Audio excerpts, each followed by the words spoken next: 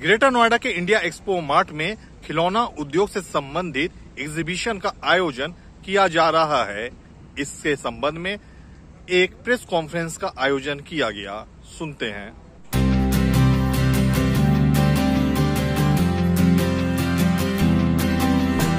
रहता है क्योंकि आप हमारी बात को पूरे समाज के लोगों तक और बाकी देश में पहुंचाते हैं। जो रेगुलर विषय हैं उन विषयों के ऊपर तो बहुत सी बातें India expo centre and mart greater Noida में 26 से 28 अगस्त 2022 में यहाँ पर 4 ट्रेड फेयर इकट्ठे होने जा रहे हैं और ये कोलोकेटेड है। जो मुख्य विषय यहाँ पर स्ट्रेस किए जा रहे हैं वो खिलौना है, जो basically India toys end game fair है, और उसके साथ 2 संबंधित कोलोकेटेड शो हैं। एक है स्टेम, जो basically science, technology, engineering, mathematics, that mean the जिसमें रोबोटिक एंड इससे अदर विषयों पर बच्चों के कंपटीशन भी हैं और इससे संबंधित कौन बनेगा जीनियस, ऐसे प्रोग्राम भी उसमें किए जा रहे हैं। और उसके साथ ही कंप्लीट पेरेंटिंग डेवलपमेंट से जुड़ा हुआ विषय माँ शिशु, ये भी एक यहाँ पर विषय लिया गया है, जो कि खिलौना के साथ और स्टेम के साथ दोनों के साथ होगा। इसके अतिरिक्त एक बहुत ही महत्वपूर्ण विषय जो कि देश की धरोहर, अमूल्य धरोहर, खासतौर पर जो हम लोकल फॉर ग्लोबल की बात करते हैं, और माननीय प्रधानमंत्री जी ने जो अपने पंच प्राण जो 15 अगस्त को बात की थी, उसमें देश की विरासत से जुड़ी जो बात रखी थी, उसमें GI fair, that is geographical indication के नाम से जो देश में 390 ऐसी संपदा है, उसके ऊपर जो फेयर हो रहा है वो भी इसके साथ ही कोलोकेट हो रहा है। ऐसे 4 विषयों पर इकट्ठा एक ही समय में इंडिया एक्सपो सेंटर और मार्ट में पूरे देश से, अलग अलग ज़िलों से, अलग अलग क्लस्टर से और अलग अलग जीआई के क्षेत्रों से लोग यहाँ पर मैन्युफैक्चर आ रहे हैं, और ऐसे में विदेश से लगभग 300 से अधिक विदेशी ग्राहक यहाँ पर आएंगे और यहाँ पर इन प्रोडक्ट्स को सोर्स करेंगे। और मैं समझता हूँ कि ये अपने आप में पहला और एक विकासोन्मुखी कदम होगा।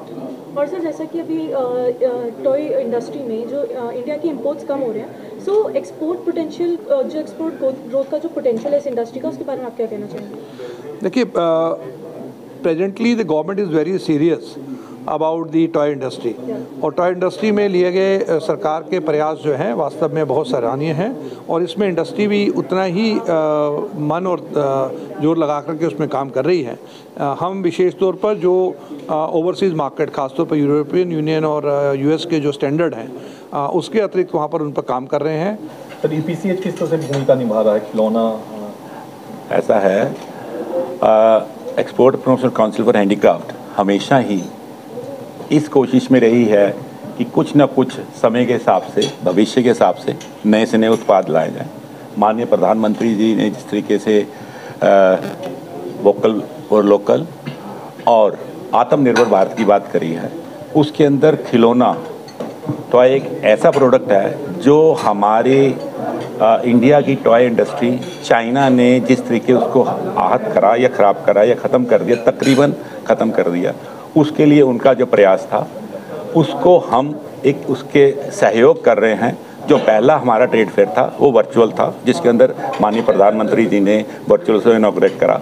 इसके अंदर तकरीबन 23 लाख विजिटर्स आए।